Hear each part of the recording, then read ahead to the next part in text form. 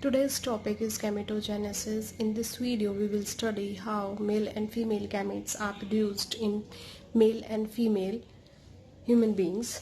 So, if we talk what is gametogenesis, so split the term again, gamete plus genesis. So, gamete is the germ cells for reproduction. Genesis means their production. So, it is the process by which mature male and female gametes are produced in testes and ovaries. So testes and ovary produce the male and female mature gametes by this process. If we are talking about male system, spermatogenesis is the process by which sperms are formed. So if we want to depict in a flowchart form, it will start with a primordial germ cell. Primordial germ cells क्या होते हैं? ऐसे specialised germ cells जो mature gametes को बनाते हैं. तो spermatogonium हम उन्हें बोलते हैं. They are diploid in number. Mitosis होके वो खुद को डिवाइड कर लेते हैं और बनाते हैं primary spermatocyte. So this primary spermatocyte further undergoes meiosis. देखो यहाँ तक माइटोसिस हो रहा था, but now it is doing meiosis and making secondary spermatocyte. This secondary spermatocyte is haploid in number. As you can see n number of chromosomes. 2n is reduced to n. Further, meiosis second will be completed and these will be converted into spermatids, and spermatids will further mature into mature sperm cells. So till here this process is diploid, but after primary spermatocyte this process is haploid. You should keep this point in your mind. So spermatogonia बिल्कुल starting के sales होते हैं, वो mitosis करते हैं और primary spermatocytes को बनाते हैं. स्पर्मेटोसाइट्स क्या है? ऐसे सेल्स जो फ्यूचर में जाके क्या बनाएंगे? स्पर्म्स. ये प्राइमरी स्पर्मेटोसाइट्स फिर मियोसिस करके क्या बनाते हैं? Secondary spermatocytes. सेकेंडरी स्पर्मेटोसाइट्स बनाते हैं स्पर्मेटिड्स. और स्पर्मेटिड्स क्या है? इमेच्योर स्पर्म सेल्स हैं. The body is not differentiated into head and tail. So after this they will mature into mature sperm cells. तो ये spermatogenesis का process हो कहाँ रहा है? That we have studied in our previous video also, that it is taking place inside seminiferous tubules. तो अगर हम टेस्टिस की बात करें और उसका ट्रांसफर सेक्शन हम ले रहे हैं तो हमें ऐसे ऐसे करके छोटे छोटे लोब्यूल्स दिखाई देते हैं. उन्हीं लोब्यूल्स के अंदर अगर एक सिंगल लोब्यूल की बात करें तो हम इसको एनलार्ज करके देखेंगे तो हमें छोटे छोटे ट्यूब काइंड स्ट्रक्चर्स दिखेंगे जिनको हम क्या बोलते हैं? Seminiferous tubules. And these seminiferous tubules को भी अगर हम देखो ट्यूब काइंड स्ट्रक्चर है, अगर इसको भी काटेंगे तो ये हमें ट्यूब का अपर पार्ट दिख रहा है. तो ये ट्यूब है, इसके अंदर भी बहुत सारे सेल्स होते हैं. अगर उसको भी थोड़ा सा हम एनलार्ज करके देखें तो ये सेमिनिफेरस ट्यूब्यूल के आपके डिफरेंट सेल्स आपको दिखाई दे रहे हैं. तो यहाँ पर जो इस वॉल के साथ अटैच होते हैं ये होते हैं आपके स्पर्मेटोगोनियम सेल्स. यहाँ ये मैच्योर हो जाते हैं प्राइमरी स्पर्मेटोसाइट्स में, फिर सेकेंडरी स्पर्मेटोसाइट्स में, और ल्यूमेन की तरफ आपको मैच्योर स्पर्म्स अटैच दिखते हैं सर्टोली सेल्स के साथ. सो ये ब्लू कलर में मैंने थोड़ा सा डेपिक्ट करने की कोशिश की है सर्टोली सेल्स को. सर्टोली सेल्स का फंक्शन हम पहले भी पढ़ चुके हैं. They provide nourishment to the developing sperms. So I hope this structure is bit clear to you कि टेस्टिस है, टेस्टिस के अंदर सेमिनिफेरस ट्यूब्यूल्स हैं और ट्यूब्यूल्स के अंदर भी स्पर्मेटोजेनेसिस हमारा टेक्स प्लेस कर रहा है with the help of different cells. Spermatogonia बन रहे हैं, प्राइमरी स्पर्मेटोसाइट्स बन रहे हैं, सेकेंडरी स्पर्मेटोसाइट्स बन रहे हैं, finally they are maturing in sperm cells. So sperms are produced by spermatogonia जिनको हम इमेच्योर जर्म सेल्स भी बोलते हैं. Spermatogonia increase in number by mitosis. Some spermatogonia जिनको हम primary spermatocytes बोलते हैं undergo meiosis first to form two secondary spermatocytes. So it is going to form two secondary spermatocytes. Secondary spermatocytes complete meiosis second to form 4 haploid spermatids. Secondary spermatocyte फिर 4 spermatids बना रहा है और यही 4 फिर further mature होके sperms बनाएंगे. Now there are different terms. Spermatid convert into sperms by spermiogenesis. तो जब स्पर्मेटिड्स स्पर्म्स में कन्वर्ट हो जाते हैं, इमेच्योर स्पर्मेटिड्स हमारे मेच्योर स्पर्म्स को बना लेते हैं, तो इस प्रोसेस को हम क्या बोलते हैं? Spermiogenesis. Process of release of sperms by seminiferous tubules is spermiation. तो ऐसा प्रोसेस जिससे स्पर्म्स रिलीज हो रहे हैं, बाहर आ रहे हैं सेमिनिफेरस ट्यूब्यूल से, क्योंकि मैंने यहाँ आपको बताया है कि सेमिनिफेरस ट्यूब्यूल्स में हमारे स्पर्म्स एम्बेड रहते हैं और आफ्टर सम टाइम हार्मोन्स जब अपने पीक पर होते हैं तो वो वहाँ से रिलीज होके वासा डिफरेंशिया के थ्रू हमारे इजैकुलेटरी डक्ट में आते हैं. तो this process of release of sperms by seminiferous tubules is spermiation. तो यहाँ पर 3 टर्म्स हैं हमारे पास: स्पर्मेटोजेनेसिस, स्पर्मियोजेनेसिस एंड स्पर्मिएशन. तो इनका डिफरेंस आपको क्लियर होना चाहिए. स्पर्मेटोजेनेसिस क्या है? स्पर्म्स के बनने का प्रोसेस. इमेच्योर जर्म सेल से मेच्योर स्पर्म्स का बनना स्पर्मेटोजेनेसिस है. स्पर्मेटिड्स, खाली ये वाला स्टेप, जब स्पर्मेटिड्स मेच्योर स्पर्म सेल्स में कन्वर्ट हो रहे हैं, ये स्पर्मियोजेनेसिस है. और जब ये स्पर्म्स बन चुके हैं और टेस्टिस से बाहर निकल रहे हैं इजैकुलेशन के लिए, सेमिनिफेरस ट्यूब्यूल्स के बाहर आ रहे हैं, वो प्रोसेस क्या है? Spermiation. I hope this is clear to you. Now we will study about hormone action on spermatogenesis. Spermatogenesis में hormones कैसे help कर रहे हैं इस process को complete करने के लिए? It starts at puberty by the action of GnRH. Spermatogenesis अगर मेल्स की बात करें तो puberty स्टार्ट होने के बाद स्टार्ट होता है with the help of these hormones जिनको gonadotropins बोला जाता है. Gonadotropins in turn release 2 hormones, luteinizing hormone and follicle stimulating hormone. इनकी शॉर्ट फॉर्म है LH and FSH. LH acts on Leydig cells to release androgens which stimulate the process of spermatogenesis. So इसका idea हमने पहले भी लिया है कि LH hormone Leydig sales के साथ मिलके काम करता है और मेल सेक्स हार्मोन टेस्टोस्टेरोन जो हेल्प करता है for the completion of process of spermatogenesis, whereas FSH follicle stimulating hormone acts on Sertoli cells and help in spermiogenesis. तो FSH किसको assist करते हैं? Sertoli cells को. So this was the hormone action of LH and FSH during the process of spermatogenesis. Next you should have idea of structure of sperm.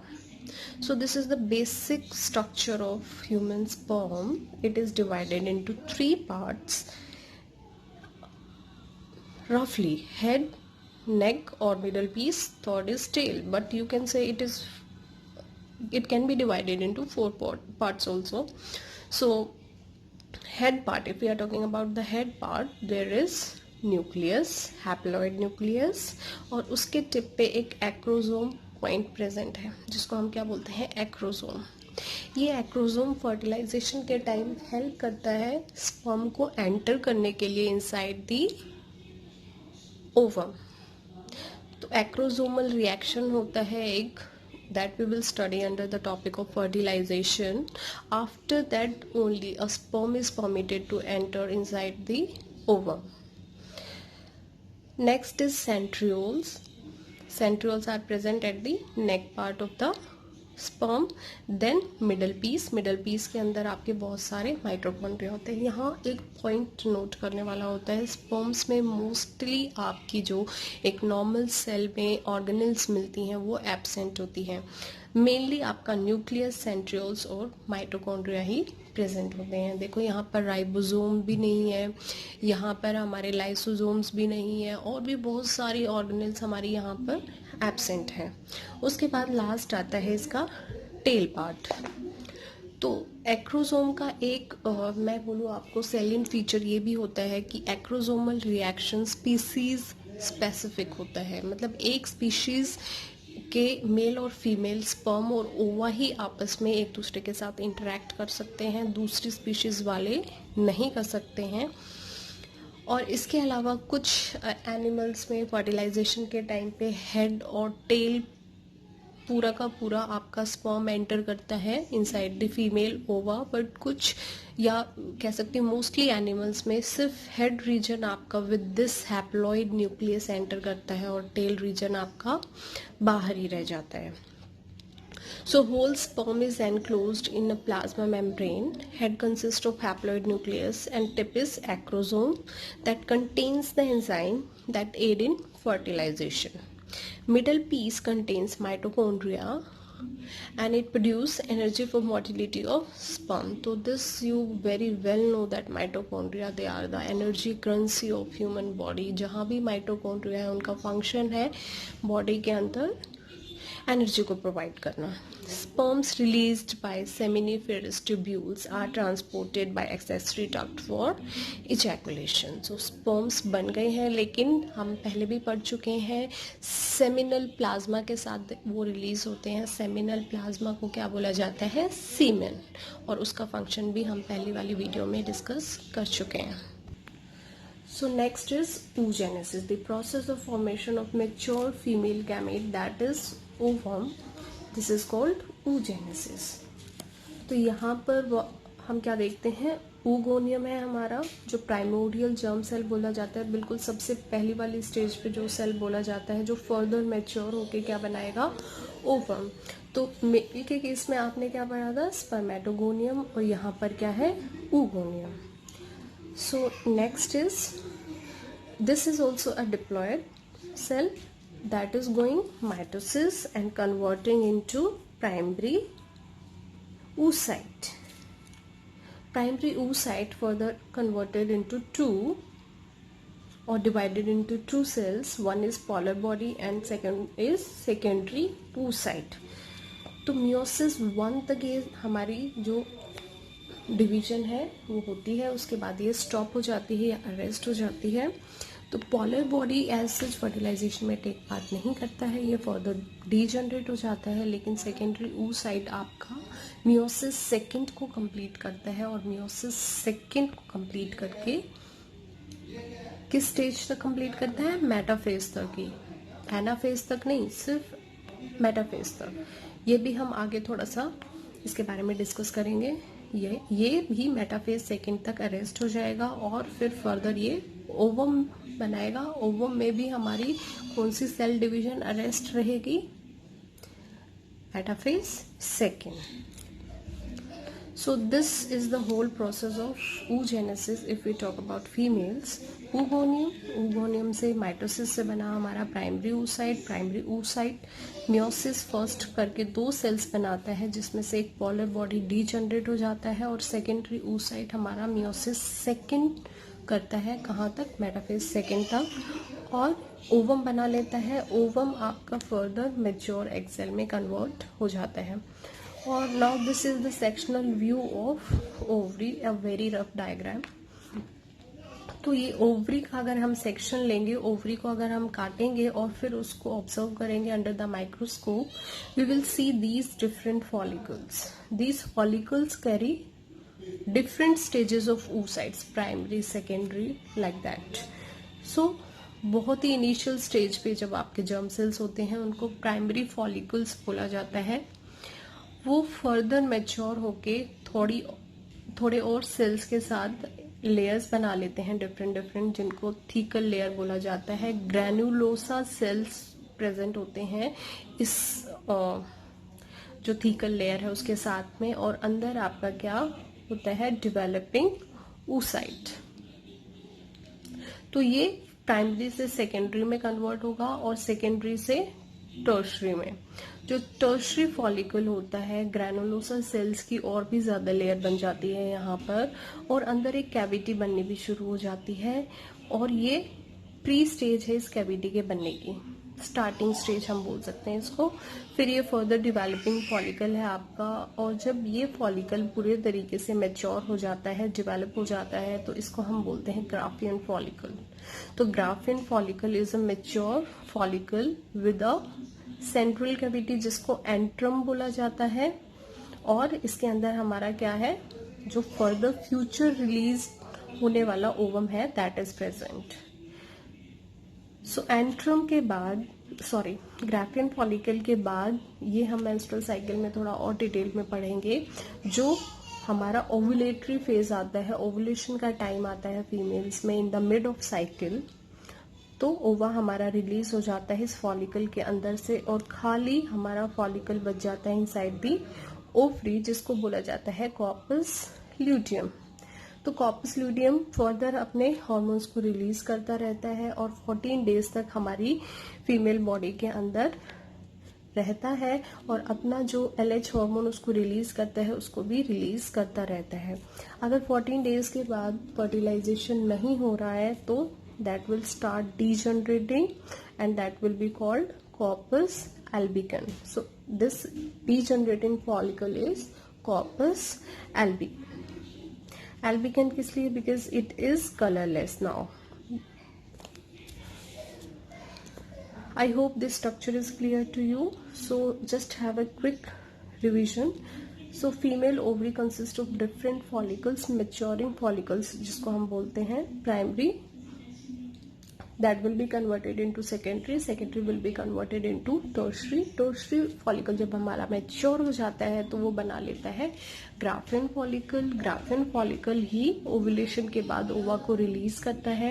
Once the ओवा is released, ओवा तो ovary से बाहर आ जाएगा release होके, और कहाँ आएगा, जो हमने पहले फीमेल रिप्रोडक्टिव स्ट्रक्चर में पढ़ा था, यूट्रस के पास उसको जाना है, तो वो ओवरी से निकल के कहाँ आएगा, ओविडक्ट के अंदर।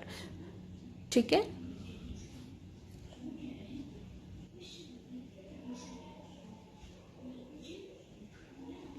तो ओविडक्ट में हमने पढ़ा था कि इनफंडिबुलम है आपका, इनफंडिबुलम के बाद एम्पुला है, एम्पुला के बाद आपका इस्थमस रीजन है। तो जो एम्पुलर इस्थमस रीजन होता है फर्टिलाइजेशन वहां पर होता है, और ये ओवा वहां पर जाके फर्टिलाइजेशन में टेक पार्ट करेगा, और अगर फर्टिलाइजेशन नहीं हो रहा है तो ये भी ओवा आपका डिस्कार्ड हो जाएगा inside the female body during menstrual cycle.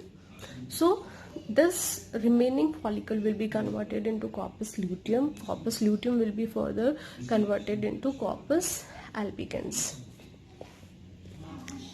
So ovum is produced by this process, that is oogenesis. Oogenesis starts during embryonic growth and millions of mother cells are formed in fetal ovary. तो जब आपकी देखो, there is one difference between male and female spermatogenesis and oogenesis. Spermatogenesis जो है mail में वो start होता है प्यूबर्टी के टाइम, बट oogenesis फीमेल्स में फीटल लाइफ से ही शुरू हो जाता है। जब एक फीमेल कह सकते हैं गर्ल जब बिल्कुल बनना शुरू हो जाती है इनसाइड द वूम, जब उसके रिप्रोडक्टिव पार्ट्स बनना शुरू हो जाते हैं, तभी आपका oogenesis भी स्टार्ट हो जाता है during embryonic growth only. So this you should keep in your mind. सो उसके पास उस टाइम फीटस के पास मिलियंस ऑफ मदर सेल्स होते हैं जिनको क्या बोला जाता है, oogonia। मिलियंस ऑफ सेल्स होते हैं, वो अपनी डेवलपमेंट करते रहते हैं, मैच्योर होते रहते हैं, और वो डिजनरेट भी करते रहते हैं। सो oogonia undergo meiosis and arrest at prophase 1 are called primary oocytes. Before reaching puberty, a large number of primary follicles degenerate and remaining mature into secondary follicles. Secondary follicles convert into tertiary follicles which have fluid filled antrum cavity. At this stage, primary oocyte completes meiosis, which results into haploid secondary oocyte and tiny polyp body. This we have studied in this flowchart. I hope this is clear to you. सो जो female foetus होता है उसके अंदर millions of follicles होते हैं. जब एक baby का बर्थ होता है तो वो मिलियन कुछ डिजेनरेट हो चुके हैं और उनका नंबर मिलियन से कम हो चुका है, लाखों में आ चुका है, नियर अबाउट 1 to 2 लाख. उसके बाद जब प्यूबर्टी तक एक फीमेल जाती है तो आपके थाउजेंड्स में ही फॉलिकल्स रह जाते हैं इनसाइड द ओवरी. और जब मेंस्ट्रुअल साइकिल स्टार्ट होता है एक फीमेल के अंदर प्यूबर्टी के टाइम, तब वो फॉलिकल्स और भी कम हो जाते हैं हमारे.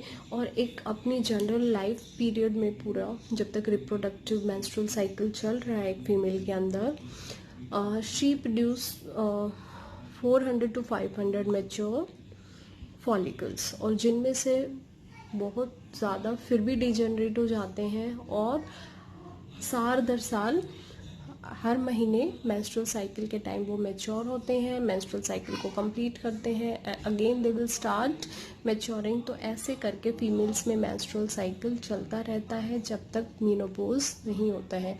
ये मीनोपॉज क्या है, मेंस्ट्रुअल साइकिल क्या है, ये सब हम डिटेल में आगे पढ़ने वाले हैं.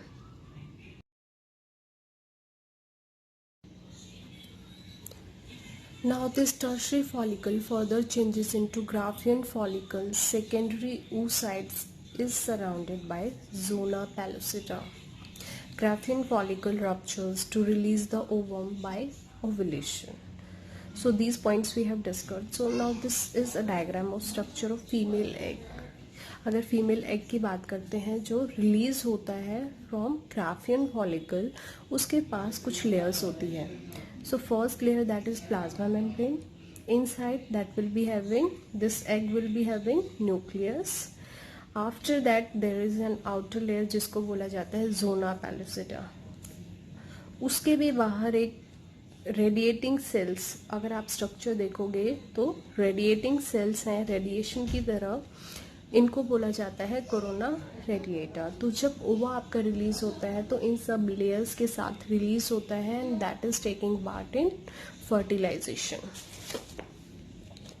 Now there are some points to be noted down. Primary oocyte arrest as prophase 1 stage of meiosis 1. Secondary oocyte arrest as metaphase 2nd stage of meiosis 2nd. This we have discussed already. If fertilization takes place, then only meiosis 2nd is completed. Otherwise, follicle changes into corpus luteum.